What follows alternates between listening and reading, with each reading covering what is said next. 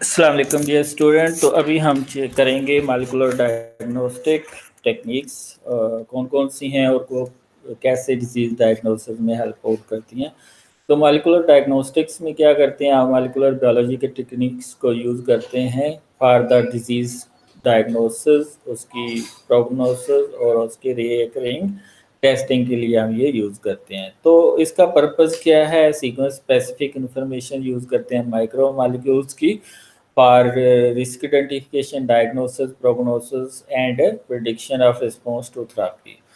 इसमें हम peptide, polysaccharide या पॉलीन्यूक्लियोटाइड को टेस्ट कर सकते हैं। तो इसको टेस्ट करने के बाद हमारे पास क्या आते हैं, ये रिजल्ट आते हैं और उसकी बेस पे हम फिर प्रेडिक्ट करते हैं डिजीज़ कौन सी है। तो इसमें प्री नेटल टेस्टिंग हो सकती है, डिजीज़ प्री डिस्पोजिशन हो सकती है, डिजीज़ डिटेक्शन हो सकती है, ड्रग सिलेक्शन और रिकरिंग मॉनिटरेशन हो सकती है।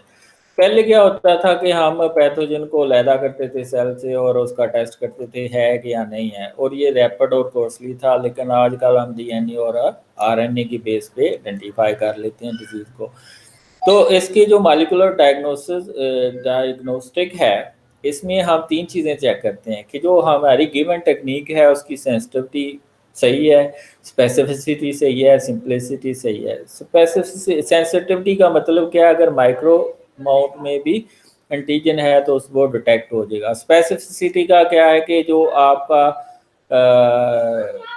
प्रोटोकॉल है या जो टेक्निक है वो सिर्फ और सिर्फ पर्टिकुलर एंटीजन को आइडेंटिफाई करे, दूसरे जो डिजीज काजिंग नहीं है उनको आइडेंटिफाई ना करे, यानी कि स्पेसिफिक हो उसका जो आपकी टेक्निक है। और सिंप्लिसिटी का है कि वो रन एफिशिएंटली करे और इनएक्सपेंसिव हो।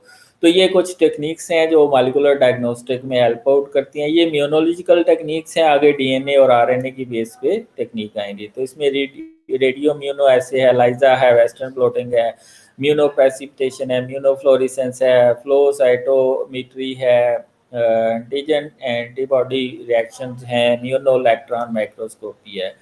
तो ये जो आपके दो तरह की एंटीबॉडीज होती हैं, एक मोनोक्लोनल और एक पॉलीक्लोनल। जो मोनोक्लोनल होती हैं उनकी एक एंटीजेनिक साइट होती है और पॉलीक्लोनल एंटीबॉडीज की मल्टीपल एंटीजेनिक बाइंडिंग साइट्स होती हैं, एपिटोप्स होती हैं।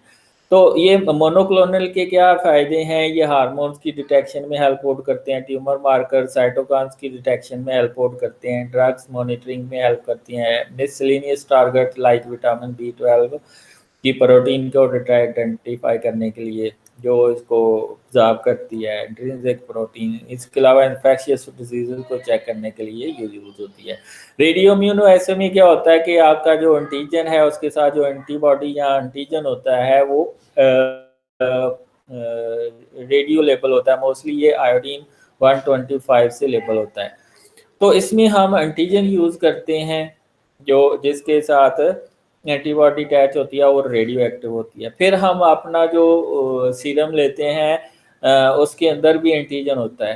तो अगर वो एंटीजन ज़्यादा होगा तो फिर ये एंटीजन उतर जाएगा, तो वो उसकी जगह लग जाएगा और रेडियो एक्टिविटी कम होगी। जितनी रेडियो एक्टिविटी कम होगी उतना ज़्यादा कंसंट्रेशन होगी आपके एंटीजन की, हार्मोन्स की, या जो भी आप एंटीजन आइडेंटिफाई करना चाह रहे हैं। तो इसमें रेडियो एक्टिविटी कम होने की वजह से आपके एंटीजन की आइडेंटिफिकेशन हो जाएगी। इसके अंदर क्या एडवांटेजेस हैं, वर्सटैलिटी है, using the same principle almost any biochemical can acid from that, fast है, सेंसिटिव है, लार्ज कैपेसिटी है, स्पेसिफिक है, use of radio active hazardous material, ये इसकी डिसएडवांटेज हैं, एक्सपेंसिव इक्विपमेंट होता है। एलाइजा में क्या होता है, एंटीजन एंटीबॉडी का रिएक्शन होता है, अगर ये हो गया है तो कलर आ जाएगा, अगर नहीं हुआ तो नहीं आएगा। तो अगर आपका एंटीजन है सैंपल के अंदर तो कलर आ जाएगा। तो मोस्टली हम जो चार तरह के एलाइजा यूज़ करते हैं, डायरेक्ट, इनडायरेक्ट, सैंडविच और कंप्यूटेटिव। डायरेक्ट में क्या होता है कि नीचे एंटीजन होता है, ऊपर एंटीबॉडी लगी होती है और एंटीबॉडी के ऊपर हाइड्रोलाइसिस पेरोक्सीडेज एंजाइम होता है, वो डायरेक्टली कलर देता है। लेकिन ये इतना जो डायरेक्ट एलाइजा है वो इतना अच्छा नहीं होता एज ए स्पेसिफिसिटी के लिहाज से। इनडायरेक्ट में क्या होता है, नीचे एंटीजन है, फिर प्राइमरी एंटीबॉडी, उसके ऊपर सेकेंडरी एंटीबॉडी लगी जो कि एंजाइम लिंक्ड होती है, और एंजाइम जो है फिर आप सबस्ट्रेट डाल देते हैं, वो जो सबस्ट्रेट है वो प्रोडक्ट में कन्वर्ट हो जाता है, कलर आ जाता है। उस कलर इंटेंसिटी को फिर मेजर कर लेते हैं, जितना ज़्यादा कलर इंटेंसिटी होगी उतना ज़्यादा एंटीजन होगा। ठीक है, सैंडविच इलाजा में क्या होगा, पहले आप प्राइमरी एंटीबॉडी फिर एंटीजन, यानी कि एंटीजन आपका जो है 2 एंटीबॉडी के दरमियान सैंडविच हो चुका होता है, और फिर एंजाइम जो है सबस्ट्रेट को प्रोडक्ट में कन्वर्ट करता है। कंपिटिटिव में ये कंपटीशन होता है, एक आपके पास लेबल एंटीबॉडी होती है और एक अनलेबल। लेबल और अनलेबल के दरमियान कंपटीशन होता है, और जो लग जाएगी वो अपना रिजल्ट दे देगी। वेस्टर्न ब्लॉटिंग में क्या होता है कि जो आपने एसटीएस पेज के जरिए प्रोटीन को सेपरेट किया है, डी नेचर प्रोटीन को, उसको आपने प्लॉट के ऊपर यानी कि नाइट्रोसेलुलोज मेम्ब्रेन शीट के ऊपर निकाल लेना है। निकालने के बाद उसके ऊपर प्रोब लगा लेनी है। ठीक है, वो प्रोब रेडियो एक्टिव हो सकती है या एंजाइम लिंक्ड होती है। तो अगर कलर आ जाता है तो आपका वेस्टर्न ब्लॉट में वो पर्टिकुलर प्रोटीन मौजूद है, तो उसको आप इस तरह आइडेंटिफाई कर सकते हैं। अगर बैंड आ जाएगा तो इसका मतलब है प्रोटीन में है। ठीक है, अगर नहीं आएगा तो नहीं है। इम्यूनोप्रेसिपिटेशन में क्या होता है कि आपकी जो एंटीबॉडी है वो पर्टिकुलर एंटीजन के साथ रिएक्शन शो करती है। तो अगर ये हो जाता है फिर आप सेंट्रीफ्यूज करते हैं, तो क्या एंटीजन ऊपर चले जाते हैं, उनको निकाल लेते हैं पहले। फिर आप ये जो मैग्नेट बीड यूज़ करके अपने एंटीजन को और एंटीबॉडी को निकाल लेते हैं। इम्यूनोफ्लोरेसेंस में क्या होता है, एंटीजन नीचे है फिर एंटीबॉडी है, लेकिन वो डाई से लेबल होती है, फ्लोरो क्रोम्स के जरिए लेबल होती है। वो कौन कौन से हैं, फ्लोरिसिन, रोडामीन और फाइकोरिथ्रिन, ये हम यूज़ करते हैं mostly. Electron mu naught electron microscopy में क्या होता है कि आपके पास 2 तरह के सेल्स हैं, एक उनको आप आइडेंटिफाई करना चाहते हैं, तो लेट्स सपोज के वो बी सेल लिम्फोमा के 2 तरह के सेल हैं एंटीबॉडीज़ के। तो एक एंटीबॉडी को आप लेबल कर लेते हैं बड़े गोल्ड पार्टिकल को, दूसरे को आप छोटे गोल्ड पार्टिकल से लेबल कर लेते हैं, और फिर उसकी रेडियो एक्टिविटी चेक करते हैं after conjugated to the SC portion. तो फिर उसका हम इलेक्ट्रॉन माइक्रोग्राफ लेके आइडेंटिफाई कर लेते हैं। मॉलिक्यूलर डायग्नोसिस में क्या होता है कि जेनेटिक लेवल पे डीएनए, आरएनए, क्रोमोसोम, प्रोटीन और मेटाबोलाइट को आप स्टडी करते हैं to detect heritable diseases, genotype, phenotype, karyotype for clinical purposes. ठीक है, तो इसमें सबसे पहले स्क्रीनिंग होती है, इनिशियल स्क्रीनिंग। आप कोई भी इनिशियल टेक्निक जो क्वालिटेटिव लाइजा होती है उससे आप कर सकते हैं। फिर आप दूसरी क्वांटिटेटिव स्क्रीनिंग की तरफ जाते हैं, वो प्रीनेटल भी हो सकती है और प्री इम्प्लांटेशन डायग्नोसिस भी हो सकती है। फार्माको जेनेटिक्स की स्टडी भी हो सकती है, और ससेप्टेबल टू एनवायरमेंटल एजेंट के जरिए जो चेंजेस आई हैं उसको भी आइडेंटिफाई कर सकते हैं। तो क्रोमोसोमल अल्ट्रेशन को आप कैरियोटाइपिंग के जरिए स्टडी कर सकते हैं, जीन लेवल पे भी आप स्टडी कर सकते हैं बाय यूजिंग डीएनए फिंगरप्रिंटिंग। ठीक है, तो प्रीनेटल डायग्नोसिस में क्या होता है, आप कोरियोनिक सैंपल लेते हैं और उसको डिटेक्ट करते हैं। तो अगर डिजीज़ है तो उसको आप पहले से ही जो है वो ठीक करने की कोशिश करते हैं। ठीक है, तो इसमें आप सर्जन प्लॉटिंग करते हैं डीएनए की डायग्नोसिस में, अगर डिजीज़ को आपने डायग्नोसिस करना है। ठीक है, सर्जन प्लॉटिंग में क्या होता है कि आप पहले सिंगल स्टैंडर्ड डीएनए को लैदा करते हैं, फिर हिब्रिडाइज करते हैं प्रोब के साथ, और फिर प्रोब के साथ रिएक्शन हो जाता है तो आपका डीएनए ऑफ इंटरेस्ट मौजूद है। ठीक है, तो इसमें सबसे पहले आप डीएनए को लैदा करते हैं।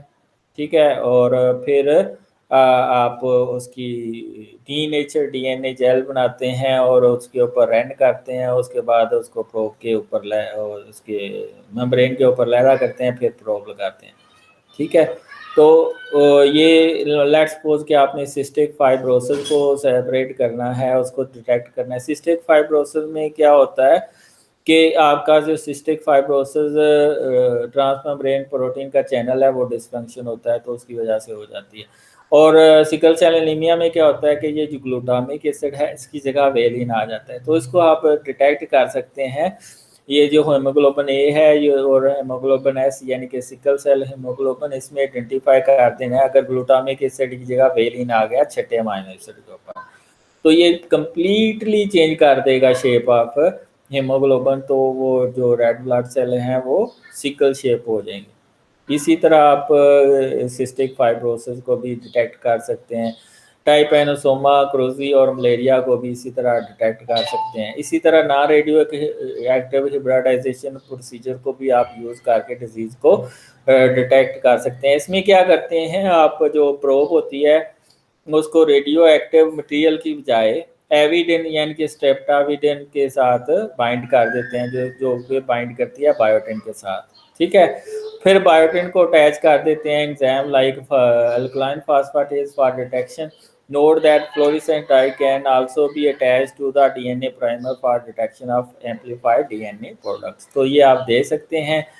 ये आपके पास बायोटिन है, बायोटिन के साथ आप की स्ट्रेप्टाविडिन है और उसके साथ आपने अल्कलाइन फास्फेटेज डाला है, तो ये रिएक्शन शो करेगा, सबस्ट्रेट को प्रोडक्ट में कन्वर्ट करेगा, तो इस तरह डिटेक्शन हो जाएगी।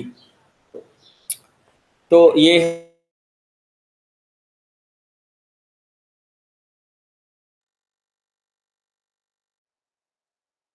ठीक है।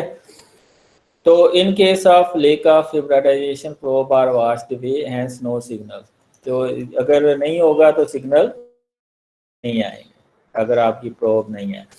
मॉलिक्यूलर बीकन भी हम यूज़ करते हैं एज ए प्रोब। तो अगर इसकी सीक्वेंस आपके डीएनए के साथ मैच कर जाती हैं, तो मॉलिक्यूलर बीकन में क्या होता है, एक फ्लोरोफोर होता है, दूसरा क्विंचर होता है।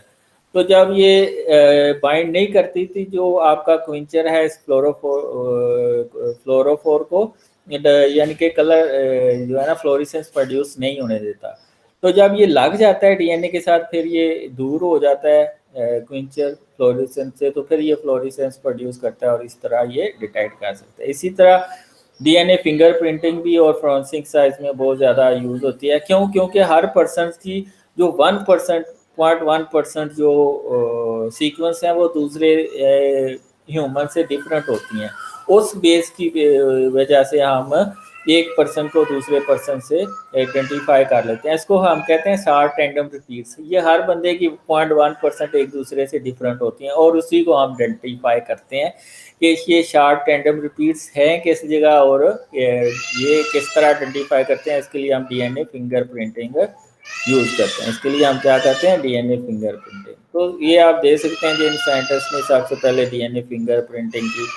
तो ये पैटर्निटी इशू को टेस्ट करने के लिए होता है, क्रिमिनल्स को आइडेंटिफाई करने के लिए होता है, इमिग्रेंट को आइडेंटिफाई करने के लिए होता है, डिजीज़ को डायग्नोसिस करने के लिए होता है, ठीक है। और पैटर्निटी इश्यूज और दूसरे इश्यूज को आइडेंटिफाई करना होता है। तो इसमें सबसे पहले आप सैंपल ब्लड सैंपल लेते हैं, उसमें से डीएनए लहरा करते हैं, ठीक है। और दूसरे स्टेप में पहले आपने सैंपल लिया, सैंपल के बाद डीएनए को एक्सट्रैक्ट किया और फिर उसके आपने प्राइमर डिज़ाइन किए। प्राइमर किस के डिज़ाइन करते हैं, शार्ट टैंडम रिपीट्स जो 0.1% हर पर्दे की दूसरे पर्दे से डिफरेंट होती हैं। फिर आप उस शार्ट टैंडम रिपीट्स को देखते हैं प्राइमर डिज़ाइनिंग के जरिए बाय जो आपकी जेल इलेक्ट्रोफोरेसिस है उसमें बैंडिंग पैटर्न देखते हैं। तो अगर वो एक जैसा हो रहा है, मसलन क्राइम सीन पे जो आपका ब्लड का सैंपल आया और जो ब्लड आपने रेफरेंस पर्सन से लिया वो अगर मैच कर गया, तो आप कहते हैं कि वही क्राइम है, उसी ने क्राइम किया हुआ। तो उस बेस पे हम ये almost 13 different short and beat sequence होती हैं जो हर बंदे की एक दूसरे से डिफरेंट होती हैं। तो इसमें हम बैंडिंग पैटर्न से उसको देख सकते हैं। ये पर्सन ए है, ये फोरेंसिक सैंपल है, तो ये थोड़ा सा मैच नहीं हुआ, ठीक है। इसमें 3 है और इसमें 2 हैं, तो ये बैंड डिफरेंट आएगा। अगर सेम होता है, ये भी 2 होते, 2 भी होता तो बैंड सेम आ रहा था, तो ये पर्सन डिफॉल्टर था। तो बैंडिंग पैटर्न से हम आइडेंटिफाई कर लेते हैं पैटर्निटी केसेस भी और क्राइम सीन। मसलन ये आपने क्राइम सीन्स के ऊपर सैंपल लिया हुआ है, ये आपका रेफरेंस सैंपल है, ये सैंपल 1 है, ये सैंपल 2 है। जो सैंपल 2 है वो रेफरेंस सैंपल से मैच कर गया, तो आप कहते हैं कि ये बंदे ने क्राइम किया। इसी तरह आपने ये दिया, ये भी मैच कर गया, ये भी मैच कर गया, ये दोनों पर्सन का मैच कर गया, ठीक है। तो हम मल्टीपल सैंपल इसलिए लेते हैं, मल्टीपल प्रोब इसलिए यूज़ करते हैं ताकि रिजल्ट आपके सही हैं। ये पैटर्निटी इसमें मदर, चाइल्ड और फादर हैं। 2 types of probes are use for the identification of testing multi-locus and a single locus. Shown here are 3 auto radiograph for a paternity test. ये 3 रेडियोग्राफ हैं, ठीक है आपके पास। तो from left multi colour probe allows the detection of multiple repeated DNA sequence. तो ये multiple repeated जो है ना रिपीटेड सीक्वेंस को डिटेक्ट करने के लिए ये प्रोब्स बनाई हुई हैं। ये सिंगल को, ठीक है, ठीक है, और ये जो है आपका सिंगल लोकस कोकटल को, ठीक है। तो ये लेस स्पेसिफिक होती है, ये उससे ज़्यादा स्पेसिफिक, और ये हाईली स्पेसिफिक होती है। तो इसमें आप देख सकते हैं पैटर्निटी इश्यूज़ को, ठीक है, अगर बैंडिंग पैटर्न सेम आ गया, ठीक है। ये टेक्निकल कंसिडरेशन आपने फिंगर प्रिंटिंग के दौरान करनी है। Preserve the integrity of DNA sample, वो डिस्टर्ब नहीं होनी चाहिए, कट नहीं होना चाहिए। Avoid DNA contamination and degradation, avoid incomplete digestion if restriction enzymes are used. अगर इनकम्प्लीट है फिर आप दोबारा से करेंगे। Used standard hybridization condition, use standard PCR primer and procedure. Gel analysis is less reproducible than capillary electrophoresis of PCR product. Test choice cost देखनी है आपने, किसकी ज़्यादा है किसकी कम है, उसके लिहाज से जाना है। Sample requirement, turn around time, sensitivity देखनी है, पॉजिटिव और नेगेटिव प्रेडिक्टिव वैल्यू देखनी है, किस टेस्ट की अच्छी है किसकी नहीं है। Type of mutation detection, genotype versus mutational screening है। डीएनए डेटाबेसेस ये तो अवेलेबल हैं, जिन जिन कल्प्रेट की ऑलरेडी डीएनए सीक्वेंस मौजूद हैं, उससे आपको काफ़ी ज़्यादा हेल्प आउट करती है, मिलती है कि जो है कल्प्रेट को फाइंड आउट करने में, ठीक है। इसी तरह बैक्टीरियल बायोसेंसर भी हम यूज़ करते हैं, तो बैक्टीरियल कंटेमिनेशन या दूसरी कंटेमिनेंट को चेक करने के लिए। One example involve using Pseudomonas fluorescens is genetically engineered for bioluminescence to monitor pollutant. ये एक ऐसा बैक्टीरिया है, तो अगर पोल्यूटेंट किसी जगह पे होंगे तो वो फ्लोरिसेंस वहाँ पे प्रोड्यूस करेगा, तो वो उसको डिटेक्शन के लिए, पोल्यूटेंट को डिटेक्शन के लिए आप बैक्टीरियल बायोसेंसर यूज़ करते हैं। If pollutant are present in the sample, then the death occur and the light goes out, और लाइट आ जाएगी, ठीक है। तो ये बैक्टीरियल बायोसेंसर हैं। इसके अलावा ग्रीन फ्लोरिसेंस प्रोटीन भी हम यूज़ करते हैं। Can be use a reporter gene under the control of some inducible promoter. तो वो कलर प्रोड्यूस करती हैं, ग्रीन कलर, या अगर कंटेमिनेंट उधर मौजूद है। तो बायो रेमिडिएशन में भी इसका रोल है मॉलिक्यूलर डायग्नोस्टिक का। If the signal is present, green fluorescent proline fluorescent will be produce. Thank you. और इसमें अगर आपको ये पसंद आई है वीडियो तो चैनल को सब्सक्राइब करें। Thank you all.